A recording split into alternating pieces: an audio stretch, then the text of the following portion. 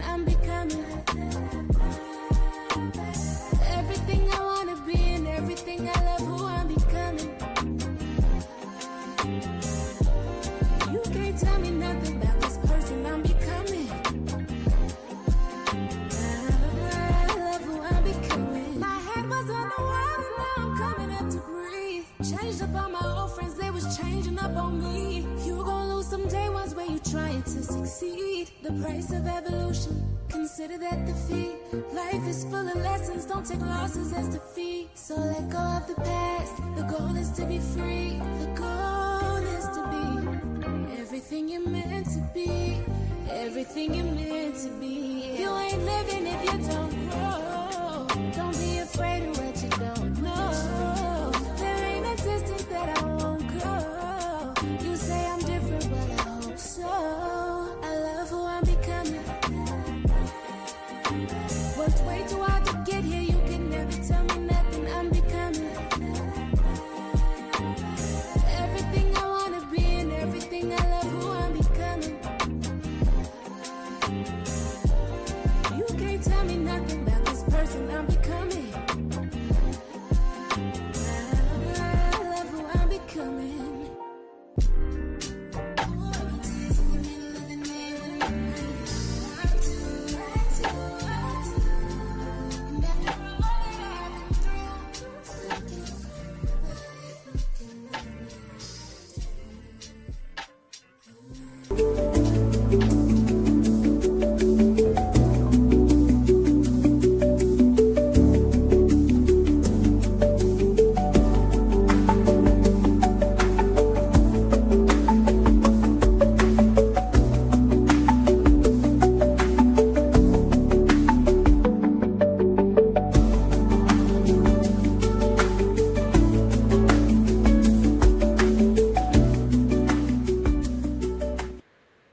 Hi, good evening. Good evening, everybody. My name is Cheryl Patton Dandridge, and I am the founder of Another Woman's Story. Tonight is our podcast. We have them on the 4th, the last Tuesday of the month. And so just wanted to welcome all of you. Those of you who have never been to the podcast, please make sure that you like and subscribe. If you're not already a friend of ours at Another Woman's Story, please go ahead and like and follow Another Woman's Story. We're on Instagram, we're on YouTube, we're also on Facebook. And so if you would please go ahead and like and share this on your page, share this with other women. Our goal is to share our story so that other women who are in a domestic violence situation can be healed. They can be healed. They can exit the situation if they're currently in that. And that we have a space, a safe space to talk and share, ask questions, anything that you want to know.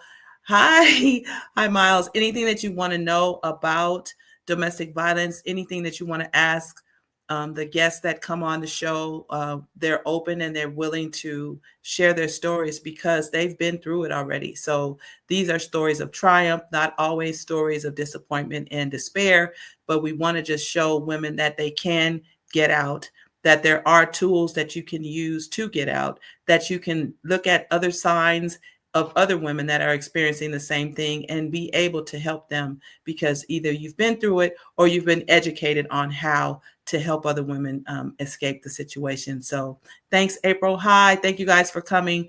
I would like to just ask you to just listen to a couple of things before we get started. Hi, Barbara. We've got quite a few people that have asked about the activities that we're doing this year. And so 2025 has already started off to be a great year. We have a lot of things that we're connected with in the community. We're doing a clothing drive right now with a local apartment complex, and they're giving their items, their gently used items and small appliances away. We've been giving those to the domestic violence shelter, so they're really happy about that. We've got clothing coming in all the time, and we also have a shop and share, which is what I do privately for a private group of people. We get together, we bring our gently used clothing, and we actually swap those out for items that we might like. And then the items that are left over, which is quite a bit of clothing items, we give those also to the domestic violence shelter. So these are like high-end items that you would see in the regular department stores or in high-end stores. And so that's a really good opportunity for women and their children to be able to be recipients of the clothing that we give away. And just to let you know, a lot of times people think, domestic violence victims or victims of abuse can just go to a thrift store. That stuff is cheap. But what you don't realize is that when you're escaping a situation, when you're in a life or death situation, the money that you have, if you have any money, should be used for other things, not for basic necessities like food and clothing, right? So our contribution to those shelters allows them to be able to not have to worry about buying socks or buying clothes for work or coats and things like that. Those things are given away. And so when a person needs those items, they're able to just get those items, let's say in a care box, rather than have to go to the mall, be embarrassed because they don't have enough money and those kind of things. So just know that your donations, that your support is really being put to use and you are helping. When I escaped and I didn't have anything, I ended up in the store the next day with the clothes I wore the night before. And I didn't really have the money to get the things that I needed. If it wasn't for help from other people in the community and things like that, it would have been a desperate situation. So just wanted to let you all know that we're doing some things in the community. Certainly, if you stay connected, if you get on our email list, if you send us an email, if you go to our website, we actually have ways for you to contribute. In addition to that, we have 2 events coming up right now that are on our calendar that I wanted to share with you. So the first one, let me show you. Okay. Now what happened? Let me take. Okay. So let me show you on the screen our next event. And it is called She Shines Celebration. So for those of you who are in the Atlanta, Georgia area, we're having a big event on May the 24th from 4 to 8 p.m. at the Clubhouse in Atlanta, Georgia. This location is set up for us to enjoy ourselves. So those of you who have friends, sisters, neighbors, cousins in the Atlanta area, we're asking that you come to this event. We're going to celebrate ourselves. So we're going to have food there. We're going to have activities there. There's going to be music, conversation, just a time for us to just enjoy ourselves. And so those of you who are interested, please go to the website that you see listed there on the form, givebutter.com/She Shines 2025. We'll make sure to give you that information if you come to our pages or go to any of our social media accounts. We can certainly send that information out to you. The cost is only $25. It's a great fundraiser in front of our big summit that's coming up this year. So I wanted to just invite you personally to this event. Wear your brightest colors, come cute. That's how we like to come, right? We like to dance. We like to enjoy. We like to have good food and have sisterhood. This is going to be a great event, a great, great event. And so for those of you who are in the Atlanta area, and even if you want to fly in, but certainly if you're in the Atlanta area, make sure that you mark your calendars for Saturday, May 24th from 4 to 8 p.m. The next event that I wanted to make sure that I let you all know, and we'll probably be announcing these for each podcast that we do just to keep everyone in the loop. But we have our Whole Woman Summit 2025. Those of you who were there last year for the Whole Woman Summit, we had an awesome time. We have a group of new speakers for this year. It's going to be on Saturday, October the 18th. Tickets are available also for that event. And you can certainly go to our website. You'll see the links there. On Another Woman's Story, you'll see the links everywhere. But we have a great group of speakers for this year. And I'm really excited about what they have to share. Every year that this is our second year. And so last year, we had a great group of women as well. And they were awesome. And so we're expecting even more this year. A lot of you that came last year, we're looking forward to this year, and you're going to bring quite a few people. So I just wanted to make sure that I share that information before we got started. So tonight we have a special guest. Her name is Char, And some of you may already know her, but I wanted to just give you just a little bit of information that I know. I've met her not too long ago, and she's a wonderful woman of God. She is definitely someone to be reckoned with. She is an author, and we'll share that as she shares her story tonight. But I really would like for you to be introduced to her. And so, without further ado, let's bring Char on the screen. Hey, Hey, hi. Good to see you, girl. Good to see hey. you. Good to see you too, sis. Thank you so much. So, Shar, what we do, you already know, we talked about this earlier. I'm just going to let you have the floor. And what I'd like for you to do is just kind of share um, your experience. Those of you who are online, if you wouldn't mind, go ahead and start chiming in. Um, Give us your feedback. Let us know what questions you have. And just go ahead and start lining those up. So when I get come back to the screen with Shar, we're going to discuss a few things. So Shar, I'm going to give you the floor, and I'm going to pull myself out. So we'll see you in a minute. Just tell us about Okay, yourself, okay? okay. So I am Char, and my story starts a long time ago. I was a junior in high school, so um, I don't even really know where to start or how to start, but I'm just gonna go for it. So, hey, Cynthia. So anyway, I was a junior in high school, and in my city, during the holidays they have this tree lighting thing. So I was with my cousin one weekend and we went to go see the tree lighting and we were hanging out in our downtown area, and she was meeting up with a friend and her friend had a friend. And so that is how I met my ex-husband. And so he was a few years older than me, and immediately it was like the very next day he asked me out, and it was kind of, I guess as we say these days, it was a love bomb thing, because it wasn't long after that that he was like, yeah, I love you. And that was kind of strange for me, but I'm 16, 17 years old, and I'm just kind of like going with it. So some of the things that you don't realize in the beginning, especially when you're young, is that it's like certain attitudes and certain moods that come along. It may not be like someone threatening you, but it's like, you know, oh, don't look this away, don't look that away, or telling you how to dress and how you should wear your hair and things of that nature. And some of those things that it don't seem like abuse early on, but later on you kind of look back and you're like, okay, that's what that was.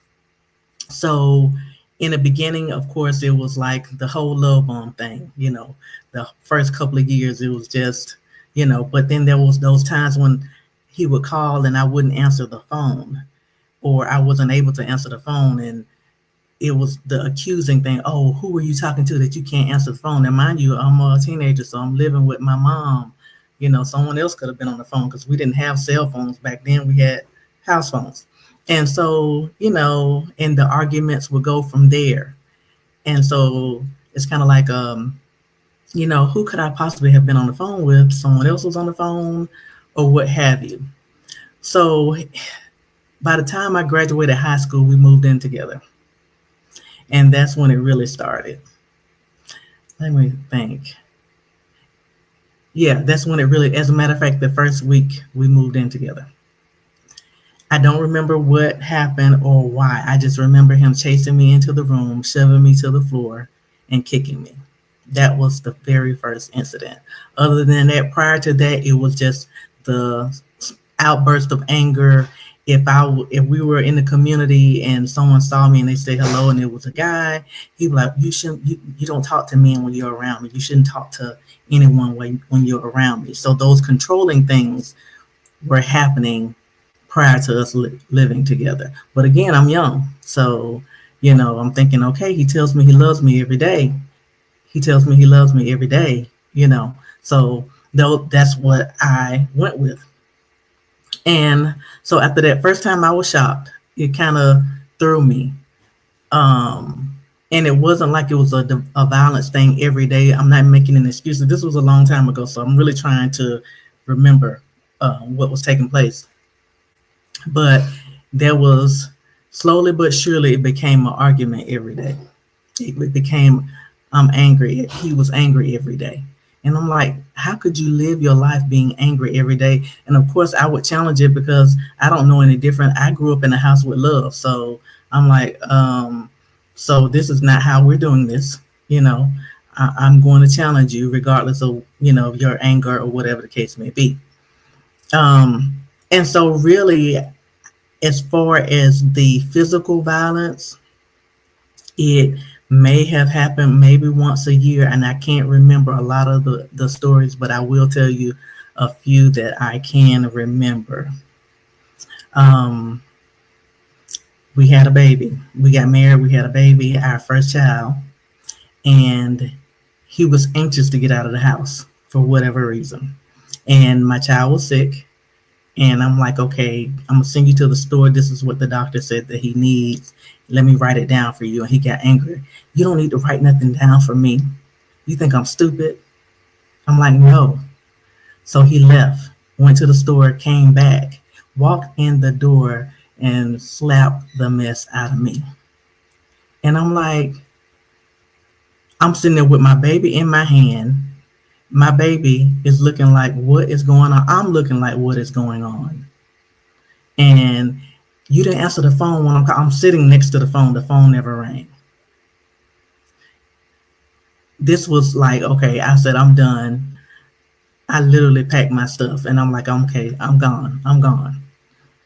This was the begging me to stay, don't leave me. I'm sorry, telling his friends, having his friends call me. And I don't know why I never got my parents involved. I don't know why I never got my siblings involved.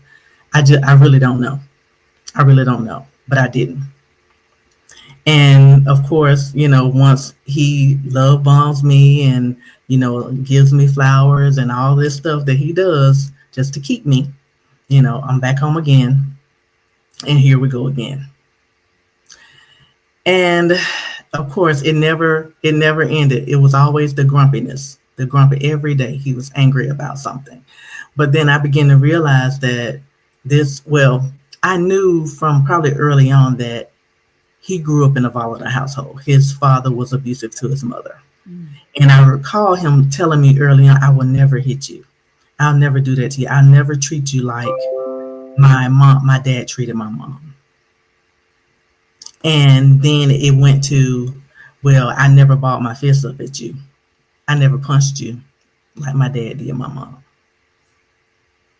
Okay, so I have a couple questions. Okay. First of all, let me just say I'm sorry that you dealt with that because that is a lot. Yeah. Anytime you have to deal with abuse, it's a lot. It doesn't matter how large or small, right. It's just a lot. But my questions, I was writing down some things when you were saying what you were saying. So when you guys were together at 16, did your mom have any doubts about this guy? Did she say, I don't like him? Was there anything to indicate that? Okay. She said he was too old for me because he was 4 years older than me. Okay. Mm-hmm. And my dad was kind of okay. I had a whole village, so my grandma was like, okay, it's okay. It's only a few years. But my mom was like, he's too old. And so even when we got ready to move in together, because we moved in before we got married, my mom took him to lunch. And I didn't even know this. And I didn't find this out till years later that my mom took him to lunch and was like, you better treat her right or you're going to have to answer to me. But nobody ever said anything because I would have went to my mom if I'd have known, right, that she had put a threat out there. Because he used to always say, I'm scared of your mom. And I'm like, why? I'm scared of your mom. I'm scared of your mom. But your dad didn't have a problem with him. My dad didn't know anything about the abuse. My dad didn't know. But did your dad didn't pick anything up about him when you guys were dating or any of that? I'm the youngest of 5 girls from my dad. So I'm sure he has gone through this before, and so I can't really answer to what or why, because I do remember us getting into it in front of him one time, you know, And what did your dad do? and he was like, "Y'all need to." My dad is a very calm person. Y'all don't need to do this. Y'all need to work it out. Y'all need to get it together, and that was pretty much it. Okay. Yeah. So that's one of my questions was. And then I was going to ask you, when you first encountered him kicking you, when you said you kicked you down, were The- you afraid of him, or did you think we're just fighting and this is just what we do? I was never afraid of him. That's the thing. When I think back, I was like, I had to be crazy because I can recall, and I think one of the reasons why I wasn't afraid of him. Now, mind you, I was tiny. I was might have been 115, 120 pounds, and I can recall one time us getting into it really bad. And he's much bigger than me, but at the time we were both still slim, and I punched him in the head, and he fell back, and that made me not afraid because I'm like, oh, okay. Because at that point he walked off because it was like he can't believe I hit him that hard. So You let know, me ask you this. So when you were in junior high or high school, were you an athlete? Were you in sports, involved in sports or anything like actually, I was a pro football player in my 20s. that? A pro football player? Yes. And so the reason why I'm asking you that is because when I think about it, and I'm thinking about myself, right? As a person that considers herself an athlete, I still Hmm. do all this time, but don't Yeah. worry about Yeah. that. But there's a level of competitive emotion that runs Hmm. through your veins when a person does what they do. In other words, it's not always where you cower back and say whatever. It's sometimes, for me as a person that's competitive, I'm thinking you didn't win. So I automatically have a response of retaliation. And so when Hmm. you said you weren't afraid of him, that's why I was just wondering if it's because you have that level of adrenaline that's going through your brain. Um, like what was going through your brain? Like, Um, I yeah, I for me, it's kind of like I'm always thinking, okay, I'm like, how do I deal with this situation? How can I get myself out of this situation? What am I going to do next? So anytime these things came up, anytime there was an argument, I'm like, okay, either I'm going to shut down and just not say anything, and which was usually what I did. He could be arguing by himself. okay. But if there was any kind of physical altercation, then I'm like, I'm looking around. Can I grab something? I'm always, can I grab something? What am I going to do to get out of this situation?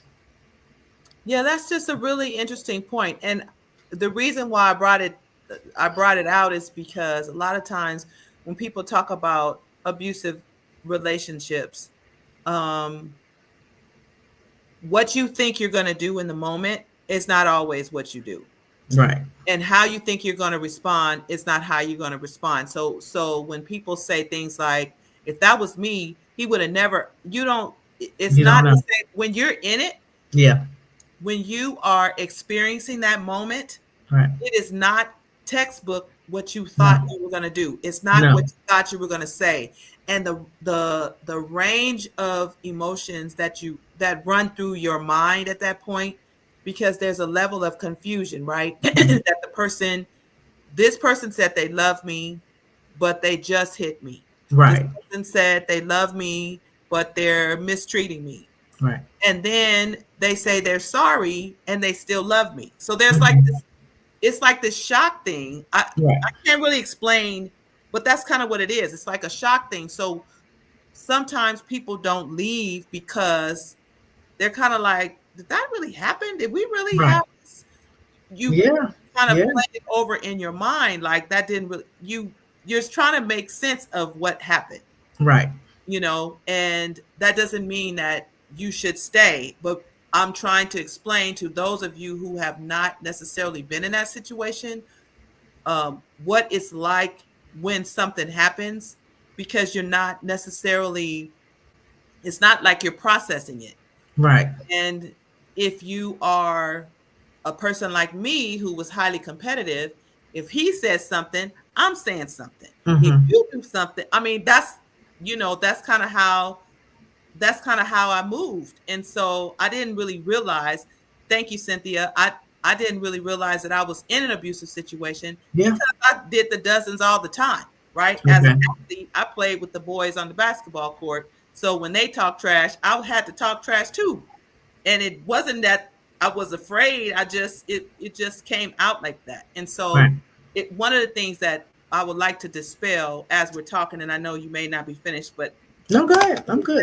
I gotta, when things happen in the moment, it's not the first thing in your mind is not let me get out of here no, all the it's time, not. because you're still processing that this actually even happened. And so I just wanted to, so during that process, you never told anybody? Did you ever tell your mom? Did you ever tell your friends? I think the only person that really knew it at the time was my best friend. And what did You she say? know, and I at that time, as a matter of fact, that time that I just talked about where he slapped me, I think she was on the phone with me and she heard it, and the phone hung up, and she called back and he answered and she went off on him. So that she was the only one that knew during that time.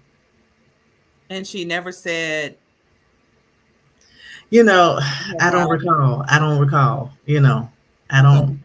You know, I do recall. What I do recall is that before I got pregnant with my son, I was planning to leave, Hmm.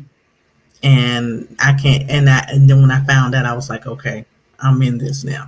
You know, and again, I hate to keep saying this, but like I said, there was only a handful of times that it was physical. It was mostly just mental.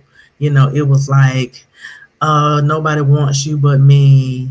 You know, you're fat. You know, just the name calling and picking. See, I wasn't into all of that, so I would just shut all of that out.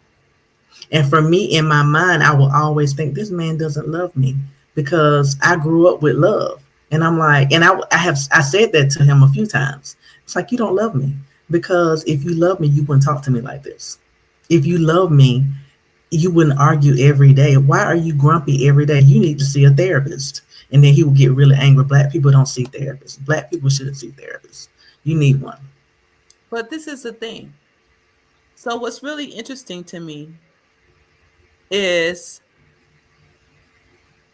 the fact that what really bothered you was what he said to you, but what didn't or doesn't sound like was the fact that he was hitting you, because you said that only happened once or twice a year. That's I really interesting. I mean, so let me say it like this. this is really I don't know. The reason why I say it wasn't even once or twice a year. It may have happened like 5 times in our whole 10-year relationship. right. But what I'm saying to you is this is the part, and Yeah.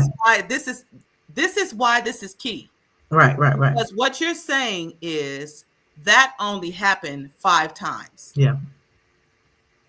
And not I that think. it happened the first time and it made you, you're saying it's interesting how we think. And this is why this is important, Yeah.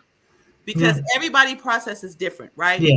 Yeah. So for me, the arguing part would be the part that would be low on the totem pole. The Hmm. hitting part would make me want to leave.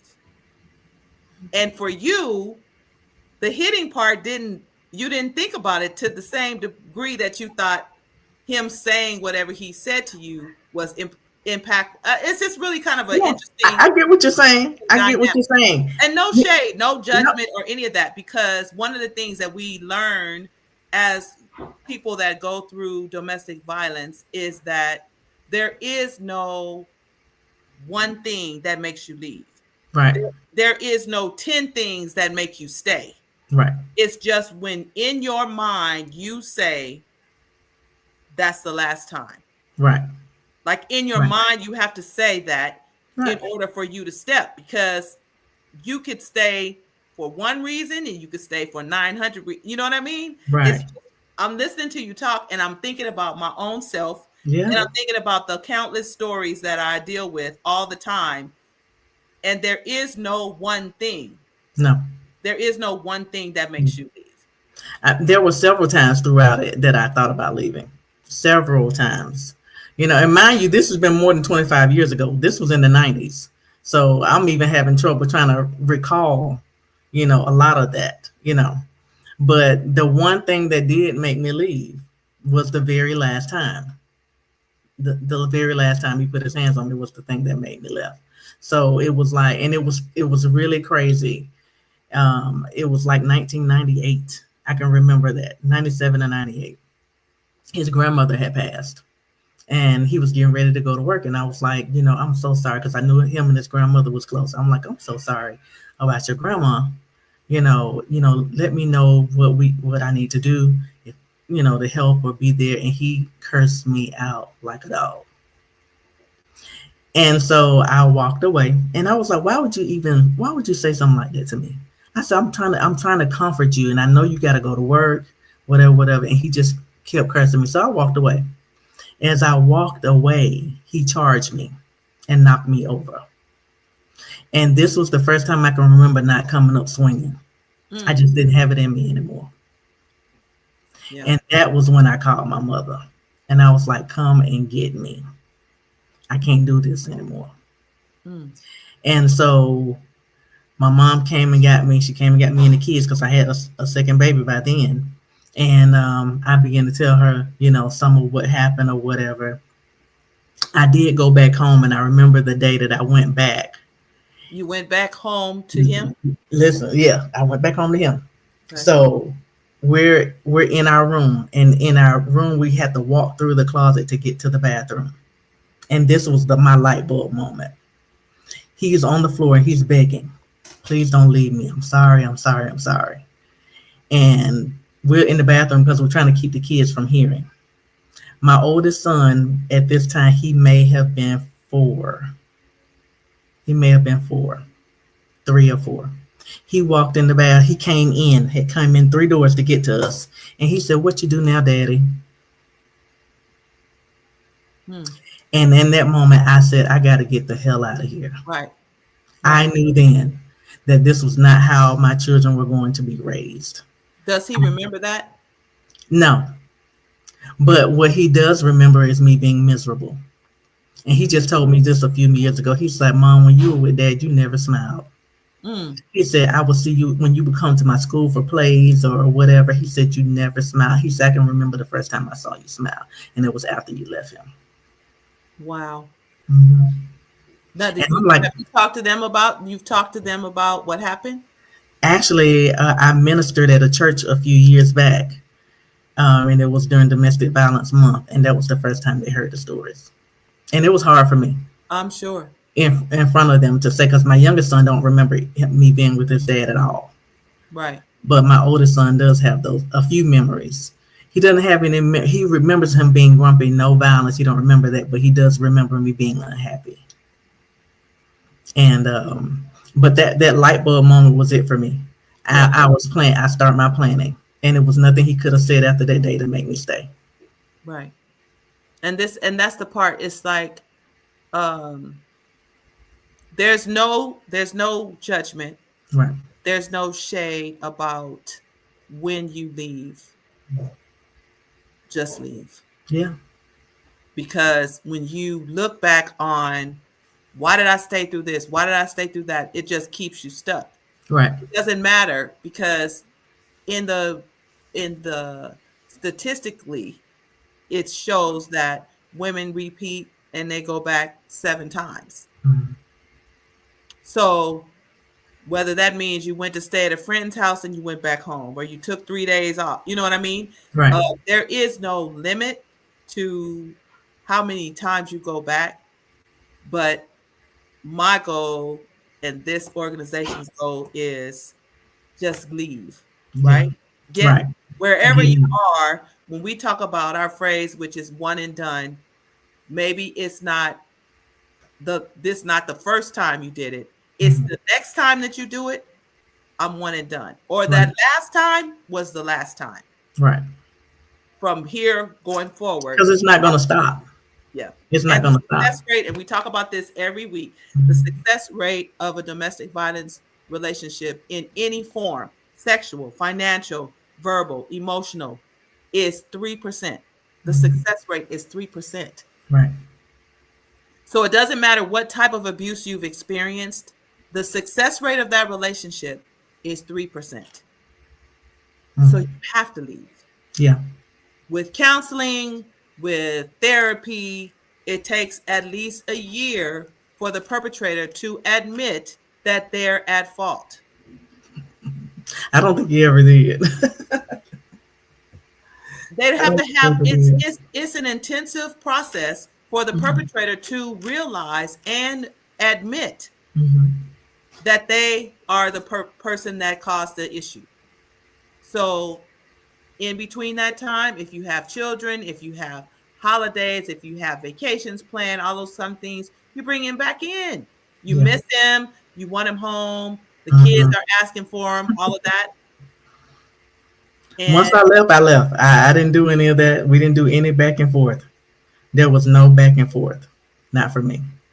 But the crazy thing is, and I didn't really think about this till later on. It was like we separated and then divorced, and then he got married again. And then the argument started again. It was with just you like and him, all, or yeah, him and you. all of a sudden he would just call me cousin. And this went on for years, so it was kind of like now I felt like I was being abused by him and his wife. I'm like, you're married. Why can't both of y'all just live your life? Why do you all have to harass me? I mean, the harassment went on for years after this. Well, what part of leaving is even more dangerous once the woman leaves. So the good thing is this new wife may have been his distraction, but in a lot of cases, the woman is in even more danger when she leaves. And Mhm. so whatever he told her, of course, she's on his side. Yeah. Then that's why she came in part was part of the attack, right? Right. But with leaving, if there's anyone in this room who is planning on leaving, if there's any information that I can give you about being safe, the very first rule is not to let him know. Exactly. And that's something that I did. I'm glad you brought that up. So I never I think maybe the last couple of years I'm leaving you, but it was he just never thought I would leave. Oh, you'll never leave me. You're never gonna leave. I'm like, okay. So I planned it. Like I said, when that light bulb hit, I began to plan. And I was working two jobs. I was in school. I rarely was home except to just go to bed at night because that's just I didn't want to be there. And but at the same time, I was saving my money and I was planning. And so that's what I did. The day that I moved, I waited for him to go to work. I had everyone in place. My mom knew. I dropped the kids off to my mom. I had my friends come over, packed my stuff up, and I left. And I moved to a whole nother county where he wouldn't even think I would Right. be. He never knew where I was. He would have to meet my mom to get the kids. You know, I would pick the kids up from school. I arranged where I would pick the kids up from school, and it was usually during a time when he was at work, so it could, I wouldn't have to be bothered with him trying to follow me anywhere. So he never knew where I was. So your plan was way more executed in a more strategic way than a lot of times what happens, Yeah, because you knew, or I don't know if someone helped you to find this information out, that you needed to leave, meaning you had to not, your pattern had to change altogether, yeah. right? You had to move out of the county, you had to, set up shop in another location. I And even switched jobs. a lot of times Yeah, yeah, that doesn't happen. And yeah, so if I could share some information about that, when you leave, it's very important that you have to cut the ties, yeah. unfortunately. You have to cut the ties with people maybe that you've known for years until you're in a very safe space. And initially, you're not, because Mhm. most of men will look for you. They're asking your friends, they're coming up to your job, that kind of stuff. And that's Mhm. how these kind of things happen when people, if you look at even in, crime reports, they're going up to their jobs Right. because they know where they are. They're going to their parents' house. They're going to the school where the kids go.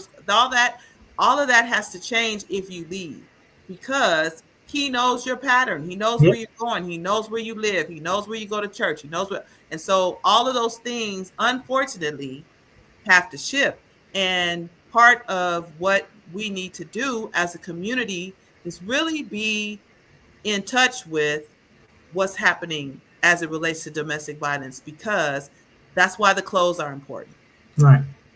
If I have to go to the store that I always go to and he finds me at the store that I always go to, I'm in danger. Right. But if I have a source or a resource where I can get clothes from somewhere else, I don't have to go shopping. I don't have to be caught in the mall where he's going to find me. These clothes are available for me to take and do what I need to do with my kids. And we're moving to a whole nother space. It takes a Right. lot to be able to do that. Um, and the people that you are in communication with have to be keeping things undercover. And they Like did. all of the things that they can't say anything, right? Because your partner knows everything about you. He studied Mhm. you, whether it sounds like it or not. He studied you. He knows how you're going to move. Just like you said, your husband was saying, "You never leave me," Mhm. because in his mind, he knew who you were. Mhm. But And even in then, but he didn't know. When he was saying that, I was like, "You just don't know I'm leaving," you know, because the love was for me. The love was slowly being stripped away, and I don't know about other women. I just in my mind, I kept saying, "He doesn't love me." right, He doesn't know. You don't know what love is. This is not love. You know, and I guess I'm grateful that I was raised with this village around me, and they used to shower me with so much love, so much so I used to get sick of it. But when I think about it, I had that to reflect to. I'm like, no, because I don't recall being, cursed out and disrespected, right. as a child. I never. I saw my mother and father, even though they separated when I was 5. They always got along in front of me, and always until the day they died. My dad was like, "Oh, I just love your mom. Tell her I said hello," and my mom would just giggle every time I would tell her. So even in that, I'm like, even though they weren't together, I never saw that tug of war, that anger, and so I'm like, no, So no, when this you ain't think love. back to 16 years old, Mhm. what do you think was the draw? What do you think was the draw to this person? Oh, he was tall, dark, and handsome, honey. He was beautiful. So beautiful. And he again, he love bombed me. Oh, he would buy me roses, send roses to the school, and take me out, and it was always dinner and a movie, and it was the constant, I love you, I love you, I love you. You know, Okay. take me shopping to buy clothes. But one thing I would say to young people is that watch out for the love bomb. Yeah. Watch out for it, because they don't love you after just meeting you for a week. I don't care what they say. And I don't care how much they buy, and he take me shopping, and he gives me money, and all of that. It means nothing. You said It, talk to the young people. Talk yeah, to the and the young old people. people too. And the old people too. The old people too. But the young people, I mean, I was young, so I'm just saying, as a young person, I was drawn in by that, you know. And then I would say also to watch out of those little sparks of anger for no reason. Had I really paid attention to that when it first started happening, I would have pushed back. Because I'm at the age now, anything I see, I'm like, oh, no, I'm good. So, I'm so so yeah, good. let's talk about that. Let's talk about so now, because you've been through that, Hmm.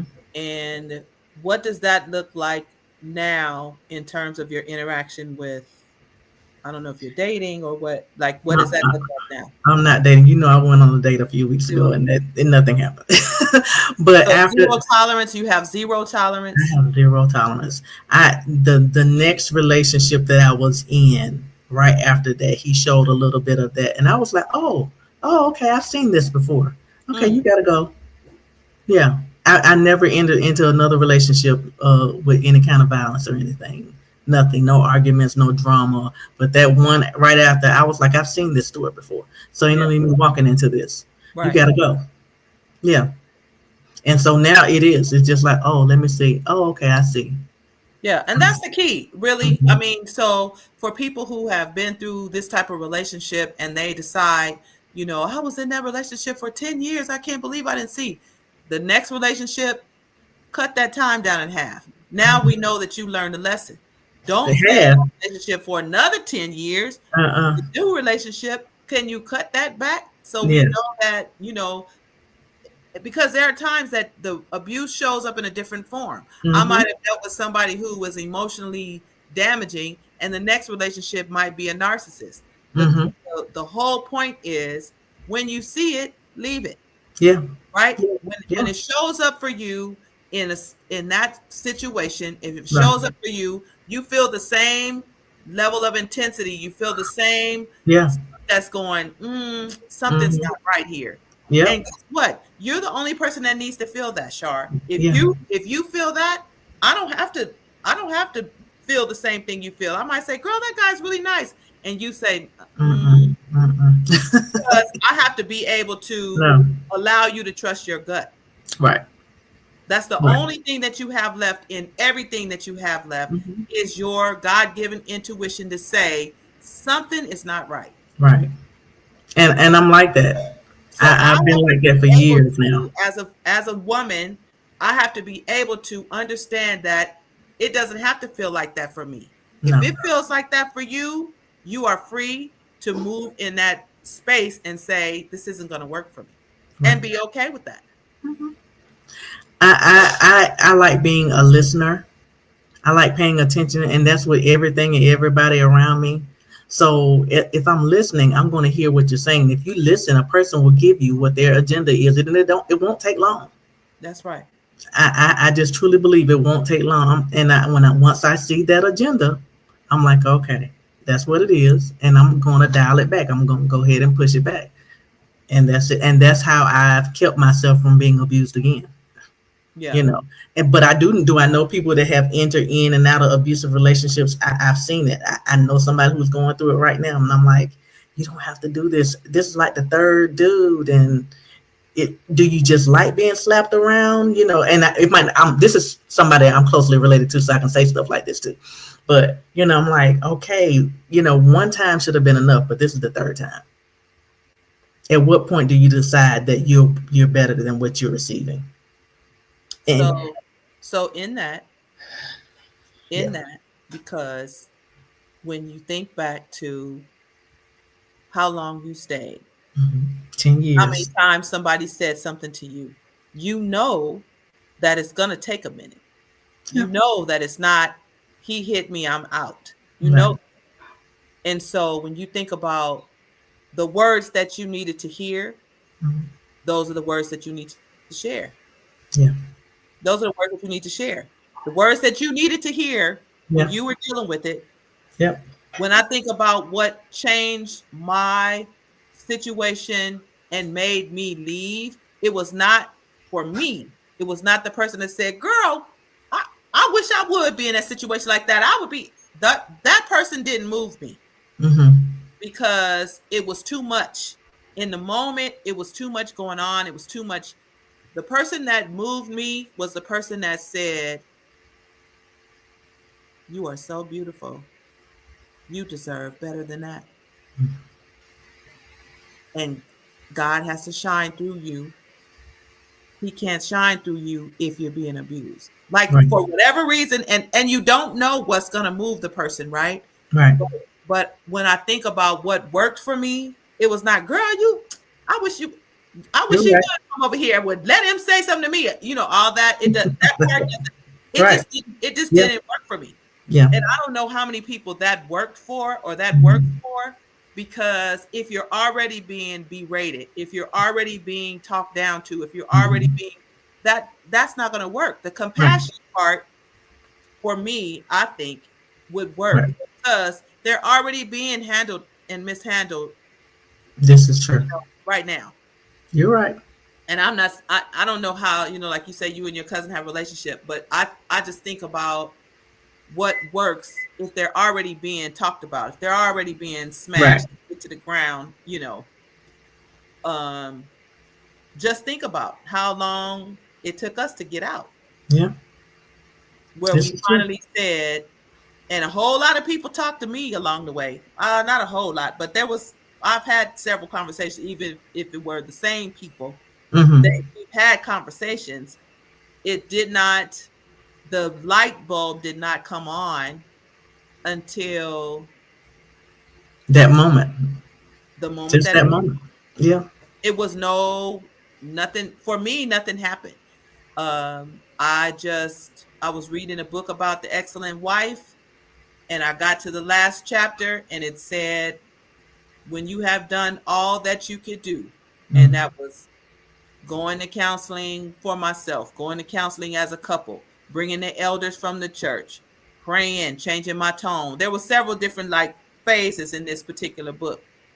When you have done all of those things and he still refuses, now you leave him to the laws of the land. And at that point, I I felt released.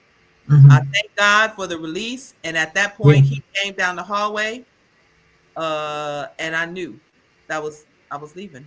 I Mm-hmm. knew. I still didn't have a plan. I just knew I'm not gonna try to there's nothing.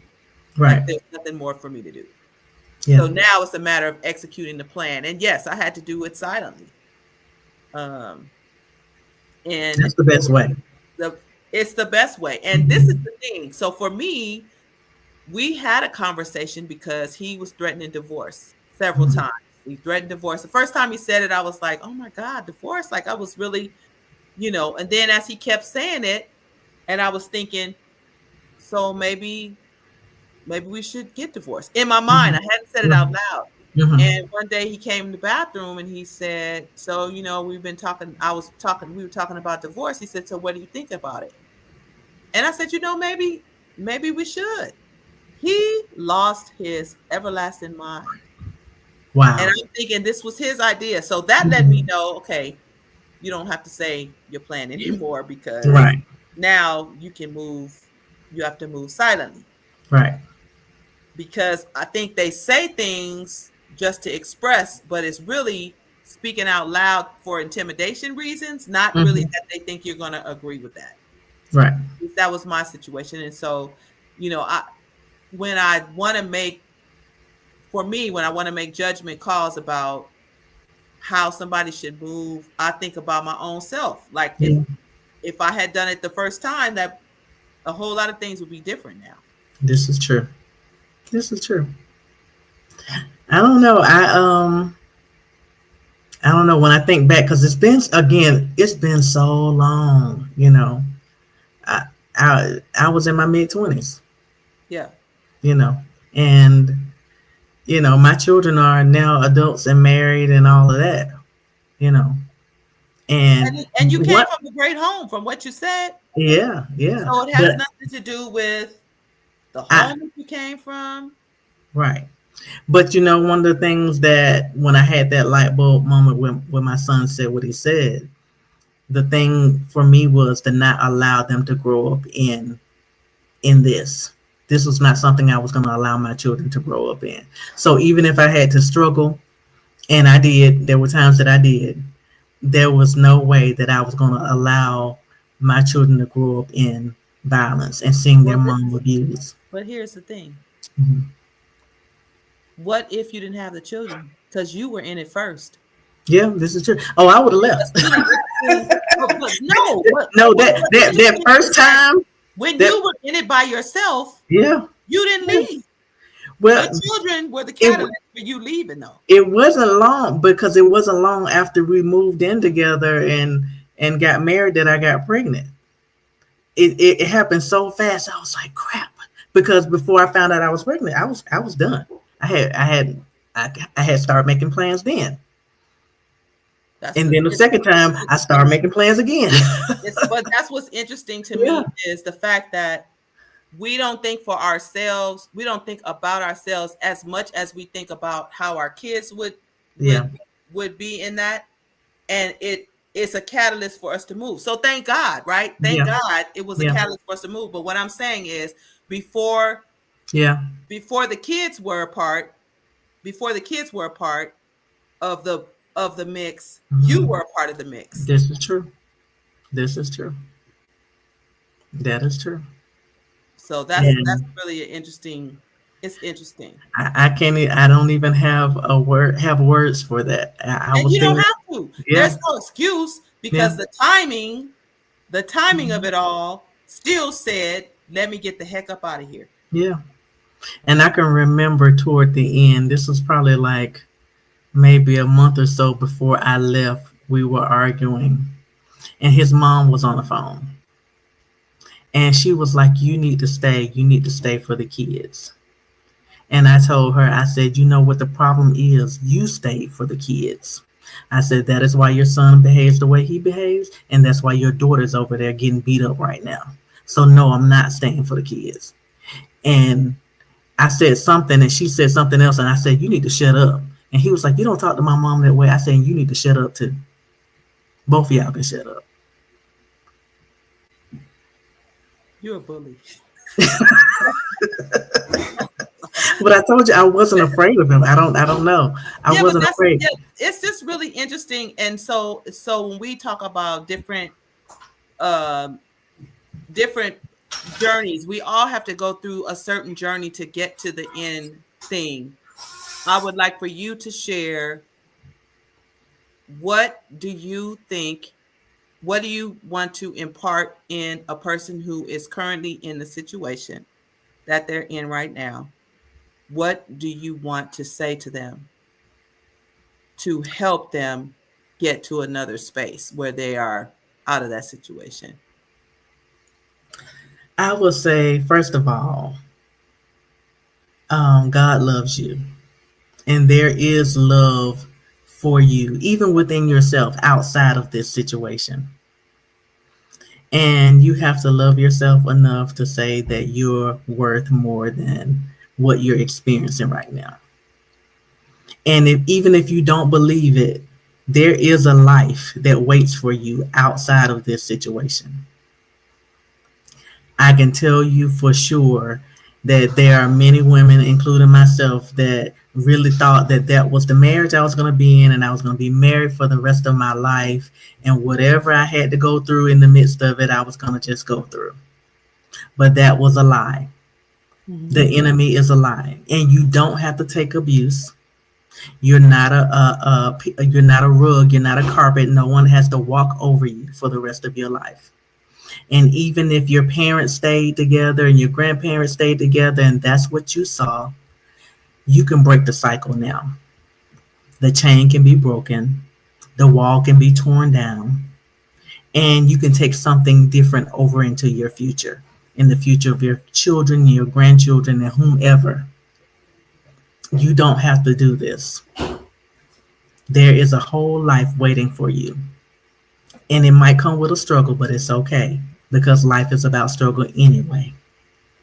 Go forward and be great and be the woman that God called you to be. Honor yourself. Honor yourself and come out of that situation.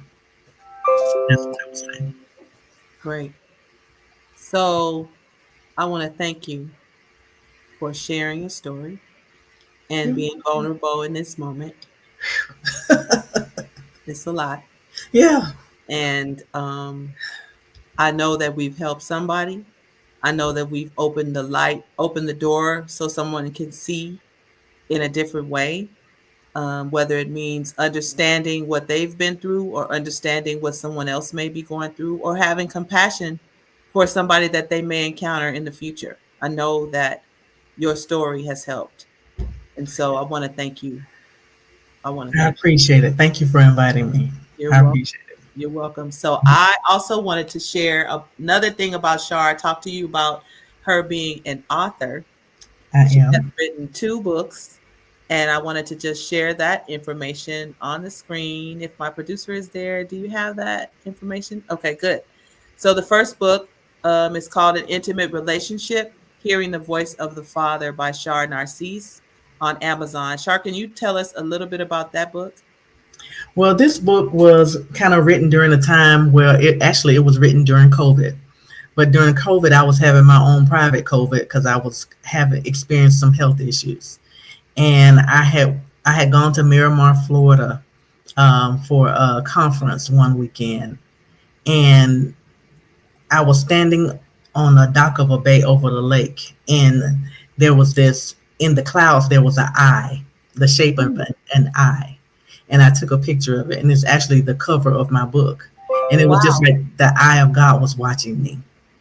And when I came home, I was just inspired to write this book because, all that I was experiencing, even in my body, the physical things that I was dealing with, you know, I could still hear God's voice to tell me to continue to go forward and continue to do what He's called me to do.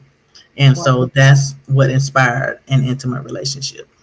Wow. Wow. Wow. Wow. Okay. So, those of you who are book readers, and even if you're not, go ahead and support Char. Her book Please. is currently on Amazon. She also has another book, and this book is called Daughter of an Angel: Poetry and Affirmations by Char Narcisse. So, tell us Yes. a little bit about this one.